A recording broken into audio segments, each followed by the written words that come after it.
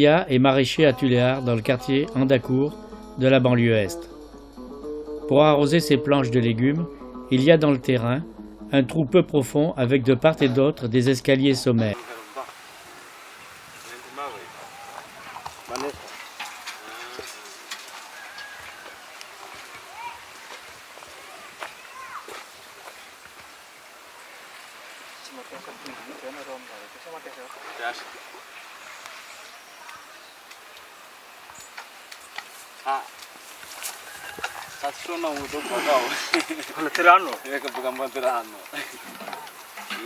La banlieue Est Tuléar a, comme on peut le voir sur cette carte, de nombreux trous permettant aux jardiniers d'accéder à la nappe phréatique.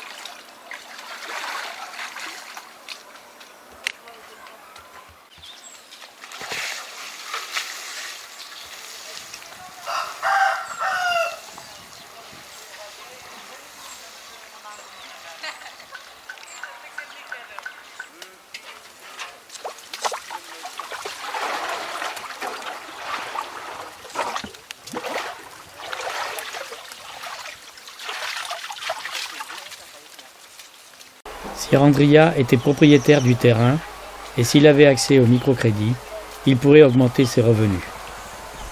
Par exemple, au lieu d'utiliser un escalier pour chercher l'eau d'arrosage, il pourrait avoir un puits avec une pompe manuelle à cordes et un bassin de stockage de l'eau.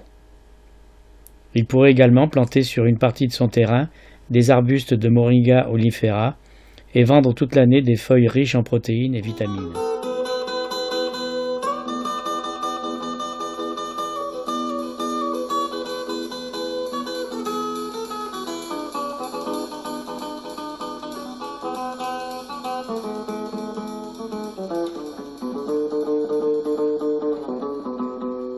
Tout le monde est étonné de voir l'extraction comme ça.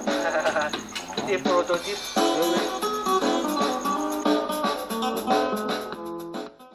À 7 mètres de profondeur, fabriqué avec une série de vis jusqu'au fond.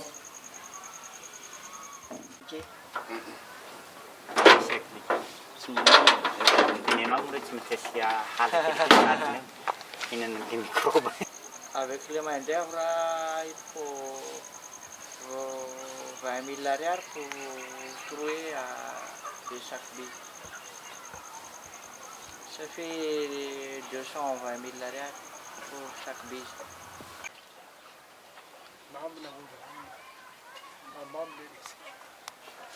La distance de chaque godet varie suivant la profondeur des puits. Là, il y a une grande eau en bas qui seulement sert pour guider la corde. Et l'autre côté, l'eau va monter en haut. L'entretien, c'est facile, comme tout le monde peut le faire. Et aussi, si on a déjà tous les matériels, tout le monde peut servir facilement. C'est mieux d'en avoir de la pompe que de tirer le seau du seau pour moins de fatigue.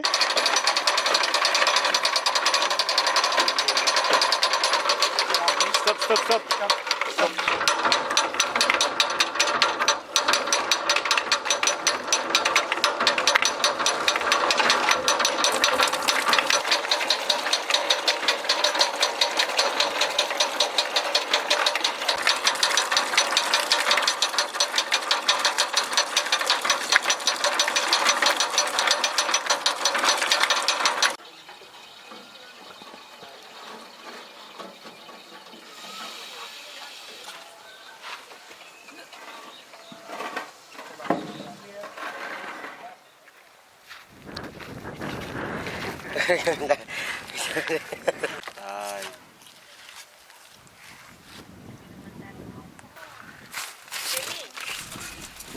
Un des moyens de reboiser la région de Tuléar est de planter des arbres issus de pépinières dans les haies vives constituées en majorité d'épineux, cactus et agaves.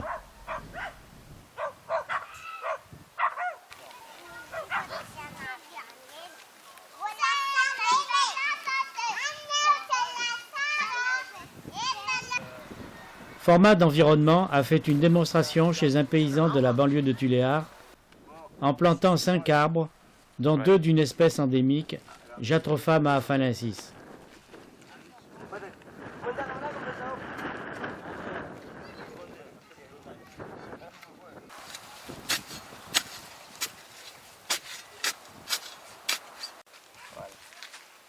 Comme ça, ranger quoi. Comme ça. Tiens.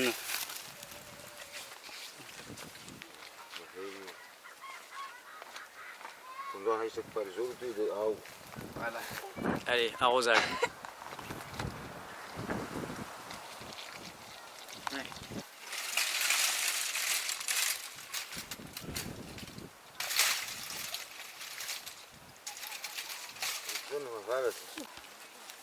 Comme ça, c'est assez.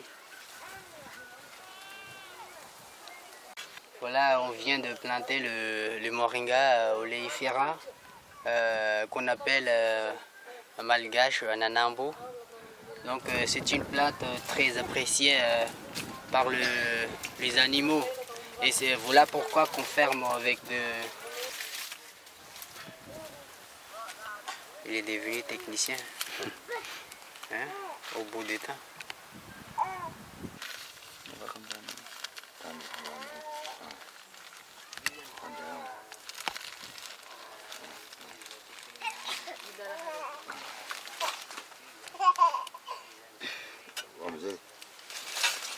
Aujourd'hui, on a fait une plantation au cœur de les vives avec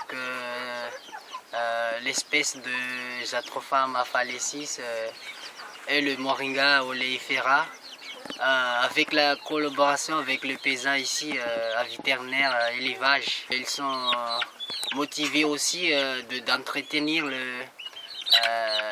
les plans, les gestes d'aujourd'hui étaient bons pour la protection de l'environnement. Voilà aussi l'intérêt de haies vives pour conserver l'espèce. Et ici, on a des haies vives, majoritairement de cactus. Et comme on a vu tout à l'heure, il y a 80% de haies vives ici. C'est presque toute l'espèce de cactus. Cette fois-ci, c'est pour la première fois, mais j'espère la continuation de la plantation des haies vives, du renforcement des haies vives au milieu rural comme on a fait aujourd'hui. Merci.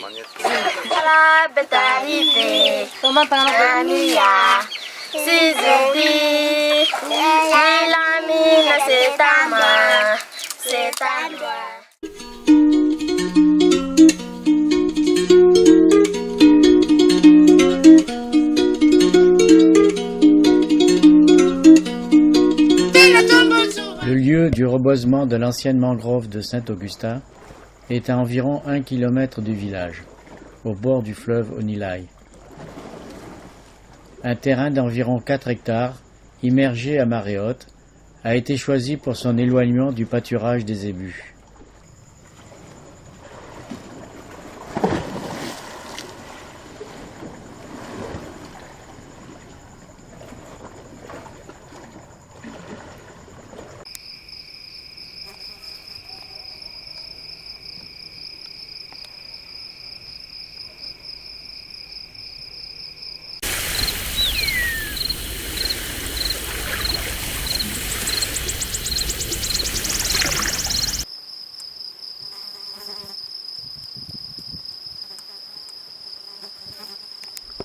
Un an après, le résultat est décevant.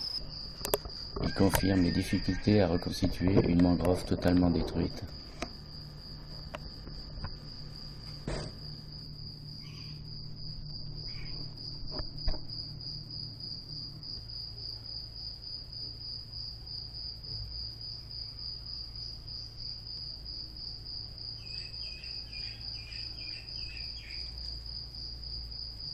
Si les propagules de palétuvier présentent des blessures, elles sont mangées par les crabes.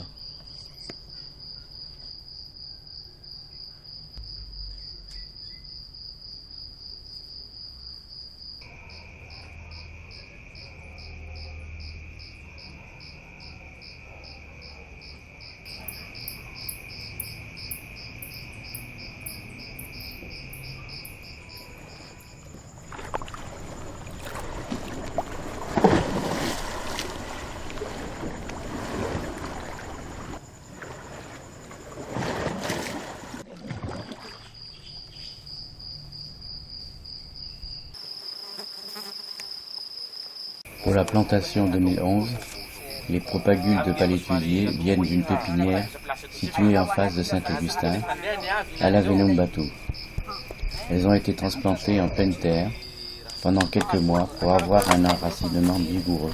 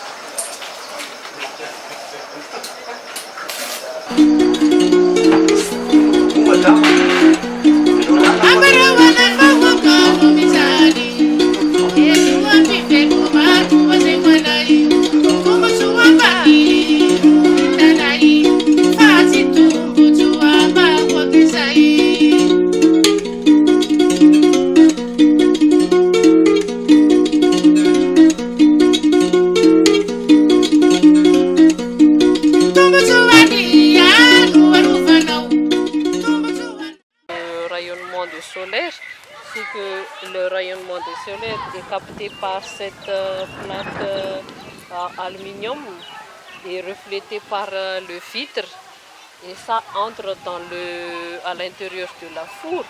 Et il faut bien régler le captage de la lumière pour que ça puisse se refléter à l'intérieur d'ici. Pour voir que la lumière passe bien dans le four, il faut que l'ombre de cette bois soit parallèle avec ça.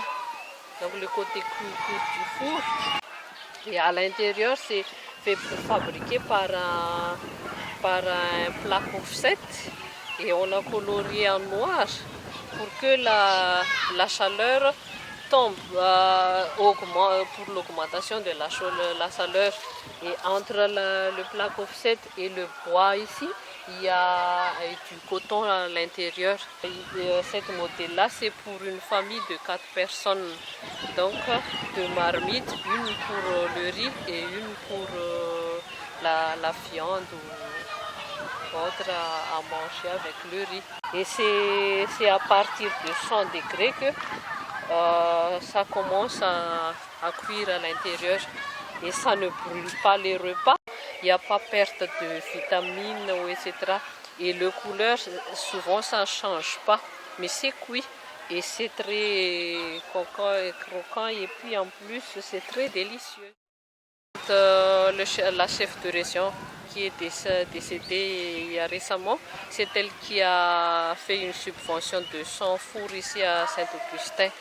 Et avant ça, il y avait un projet que ADS a développé ici, la Suisse, pour aider Madagascar à tenir aussi l'environnement qui était île verte, mais ça va devenir île rouge. Quand on était descendu ici, on n'a pas vu aucun four qui est sorti. Donc c'est pour ça qu'on relève et on redynamise. C'est trop long à cuire, ça ne cuit pas.